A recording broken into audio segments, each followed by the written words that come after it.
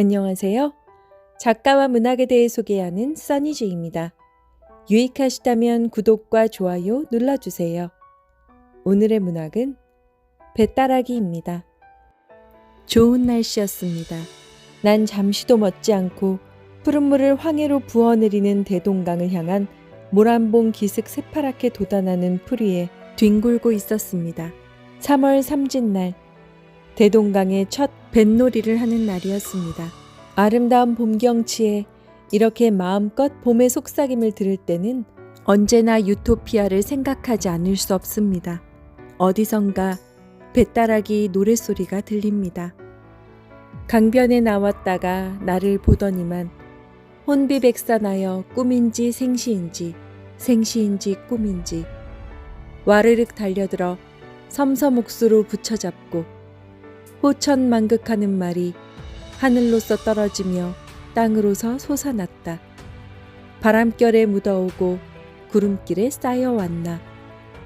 이리 서로 붙들고 울음울째 인리제인이며 일가 친척이 모두 모여 밥을 빌어서 죽을 쓸지라도 제발 덕분에 뱃놈 노릇은 하지 마라.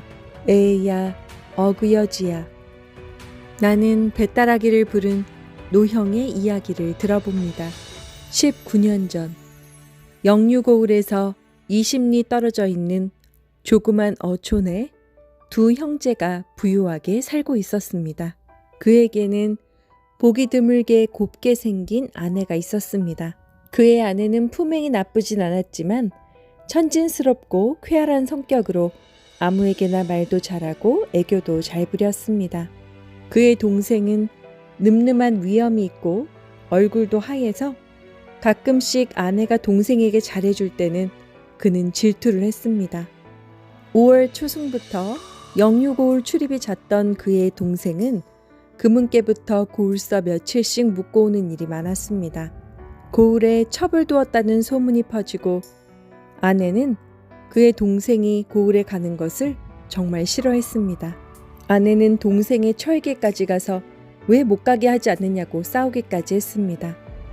아내의 행동을 보다 못한 그는 아내와 크게 싸우게 됩니다. 집을 나간 아내는 해가 져도 돌아오지 않았습니다. 그런데 그의 아내의 기쁜 듯 웃는 소리가 아우의 집에서 밤새도록 울렸습니다. 그는 식칼을 들고 아내와 동생을 죽이려고 마음먹었습니다. 하지만 아내를 보는 순간 마음에 가득 차는 사랑을 깨달으면서 칼을 던지고 뛰어나가 아내와 함께 이리저리 자빠져서 뒹굴다가 또 평화에 이르렀습니다. 그의 아내, 그의 동생, 세 사람은 삼각관계였습니다. 어느 날 그는 아내가 갖고 싶어 하던 거울을 사서 집으로 돌아왔습니다.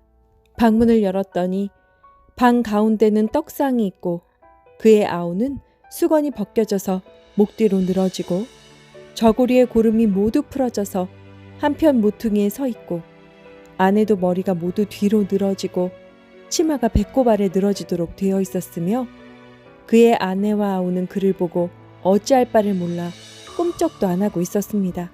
그는 아우의 멱살을 잡았습니다. 아내와 아우는 쥐를 잡으려다 이렇게 된 것이라고 했습니다. 그는 아내도 거꾸러뜨리고 함부로 내리 찍었습니다. 둘을 쫓아낸 그는 분풀이는 실컷 했지만 마음속이 편치 않았습니다. 기다리다 보니 방에는 정말 쥐가 있었습니다. 그런데 아내는 밤이 가고 날이 밝기는커녕 해가 중천에 떠올라도 돌아오질 않았습니다. 다음 날 3, 4시쯤 아내를 찾았는데 아내는 이미 죽어 있었습니다.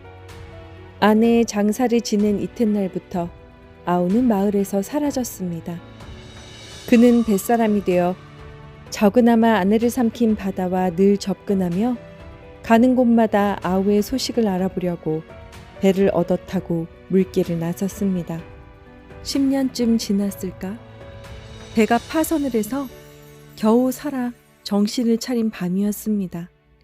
그를 말리느라고 새빨갛게 피워놓은 불빛으로 자기를 간호하는 아우를 보았습니다. 잠들었다 깨어보니 아우는 사라지고 없었습니다. 그는 지금까지 계속해서 아우를 찾아도 볼 수가 없었습니다. 이야기가 모두 끝나고 그에게 앞으로 어찌할 것이냐 물었더니 그는 바람 부는 방향으로 갈 것이라 했습니다. 그리고 다시 한번 나를 위해 배따라기를 불렀습니다. 그날 밤 집에 돌아와서도 그 배따라기와 그의 숙명적인 경험담이 귀에 쟁쟁이 울려서 잠을 못 이루고 이튿날 아침 깨어 조반도 안 먹고 기자묘로 뛰어가서 또다시 그를 찾아보았습니다. 강가에 나가 알아보니 그의 배는 오늘 새벽에 떠났다고 합니다. 그는 이 조그만 모란봉과 기자묘에서 다시 볼 수가 없었습니다. 다만 그가 남기고 간 배따라기만이 추억하듯이 기념하는 듯이 모든 잎잎이 속삭이고 있을 따름이었습니다.